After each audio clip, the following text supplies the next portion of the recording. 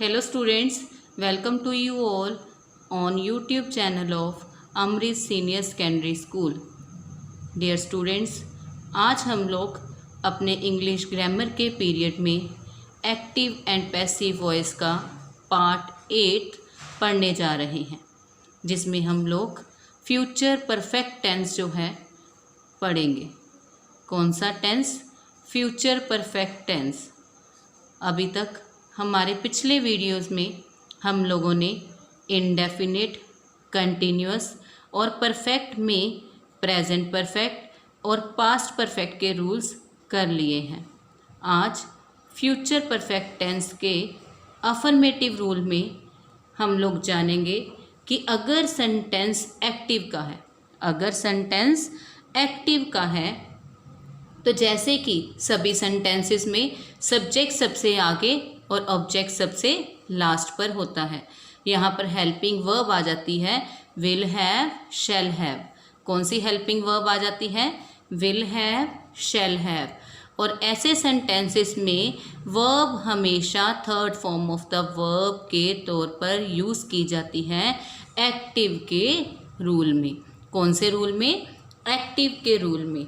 और पैसिव में चेंज करते टाइम ऑब्जेक्ट बिगिनिंग में, सब्जेक्ट लास्ट पर, उससे पहले बाय हमेशा थर्ड फॉर्म आती है पैसिव में। साथ में आपने ये चीज़ याद रखनी है कि will have or shall have अपनी जगह पे आएंगे और उनके साथ बीन ऐड कर दिया जाएगा।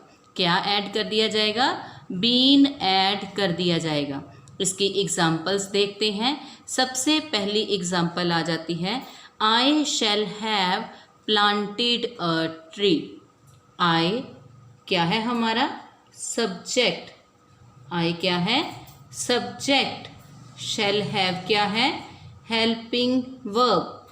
प्लांटेड थर्ड फॉर्म और अ ट्री जो है वो ऑब्जेक्ट है। ये कौन सा रूल है? एक्टिव का। कौन सा रूल है? एक्टिव का। इसे पैसिव में चेंज करते टाइम हम लोग ऑब्जेक्ट और ट्री सबसे आगे ले आएंगे। शैल हैव आई के साथ शैल आता है, आई और वी के साथ, बाकी सबके साथ विल आता है। तो हम लोग अ ट्री के साथ क्या लिख देंगे? Will have. क्या लिख देंगे? Will have. साथ में क्या ऐड करेंगे?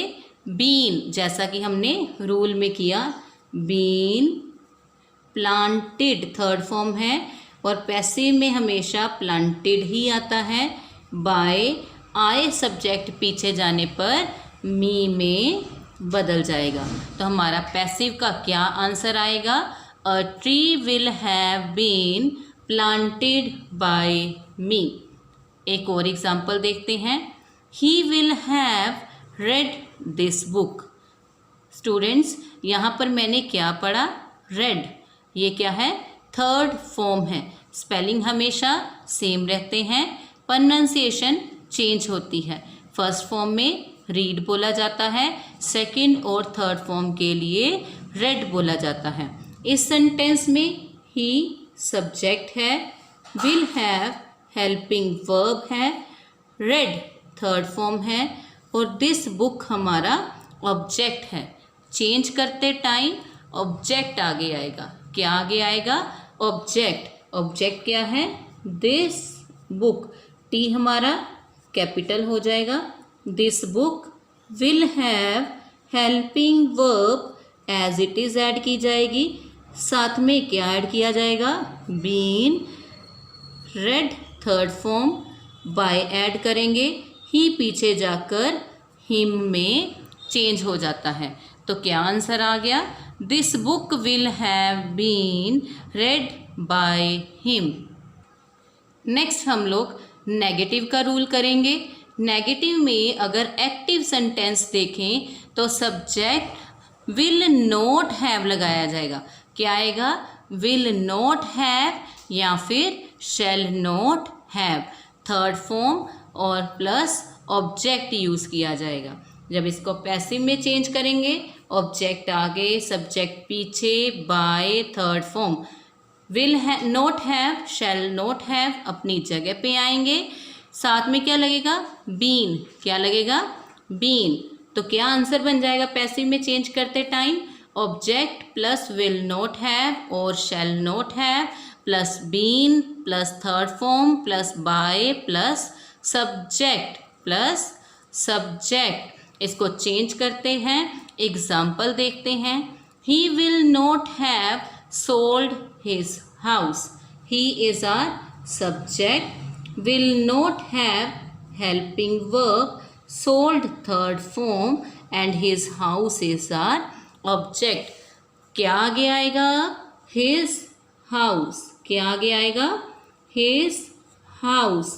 will not have as it is he अपनी जगह पर आ जाएगा, will not have, साथ में helping verb के साथ बीन ऐड कर दिया जाएगा जैसा हमने पैसिव के रूल में पढ़ा है, और third form sold as it is by लगाया जाएगा, ही पीछे आकर सब्जेक्ट जो है हिम में चेंज हो जाएगा।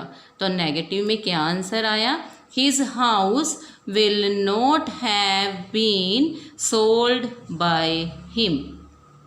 नेक्स्ट एक और एग्जाम्पल देखते हैं, he will not have done his homework. इस सेंटेंस में सबसे पहले he will not have helping verb, done third form, his homework object, his homework आगे आ गया, helping verb will not have, साथ में क्या लगाना था, बीन, क्या लगाना था, been, done third form as it is bye और ही हिम में, ये हमारा नेगेटिव का रूल हो गया। नेक्स्ट हम लोग करते हैं इंटेरोगेटिव सेंटेंस। इंटेरोगेटिव सेंटेंस में एक्टिव में हमेशा आपने याद रखना है हेल्पिंग वर्ब विल और शैल सबसे आगे आएगी, सब्जेक्ट के बाद हैव लगाया जाएगा, फिर थर्ड फॉर्म और फिर ऑब्जेक्ट, और in the last of the sentence mark of interrogation।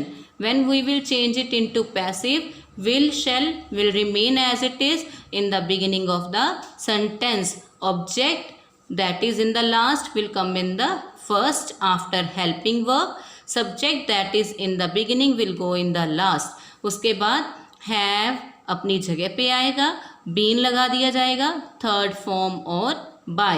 Example देखते हैं, will he have written a letter. तो यहाँ पर स्टूडेंट्स हम लोग helping verb will as it is लिखेंगे, a letter that is our object will become the subject, have अपनी जगह पर आएगा, साथ में बीन लगाया जाएगा, रिटन थर्ड फॉर्म आएगी और बाय और ही का हिम आएगा, लास्ट पर साइन ऑफ इंटेरोगेशन लगाया जाएगा।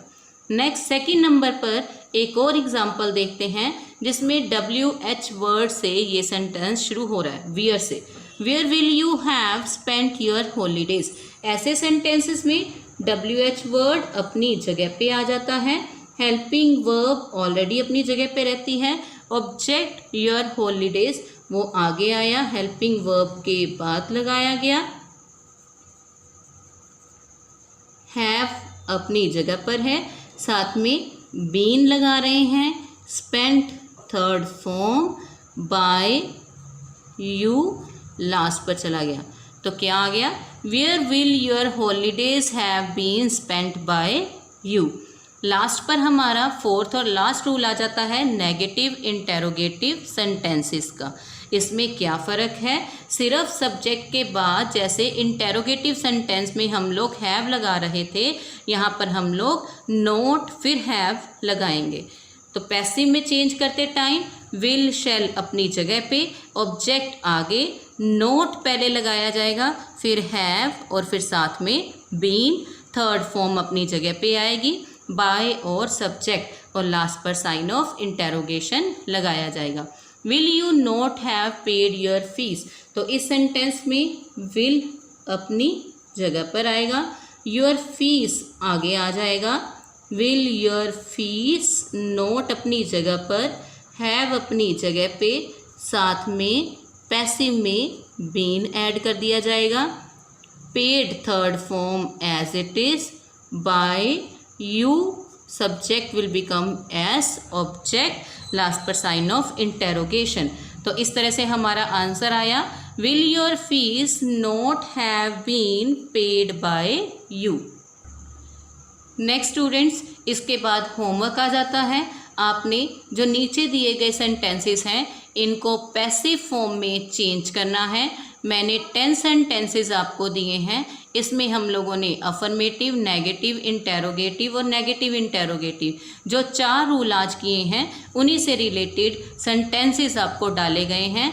इनको आपने पैसिव में चेंज करते हुए साथ में मेंशन करना है कि इसमें कौन सा रूल लगाया गया, वेदर अफर्मेटिव यूज़ किया गया, नेगेटिव यूज़ किया गया या इंटेरोगेटिव या नेगेटिव इंटेरोगेटिव। फॉर एग्जाम्पल पहला सेंटेंस देखते हैं, Radha will have said her prayers. तो यहाँ पे देखा जाए तो ये अफर्मेटिव का रूल है, तो इसे सोल्व करते टाइम पैसिव में इसका आंसर लिखने के बाद हम लोग मेंशन करेंगे कि रूल अफर्मेटिव यूज़ किया गया है।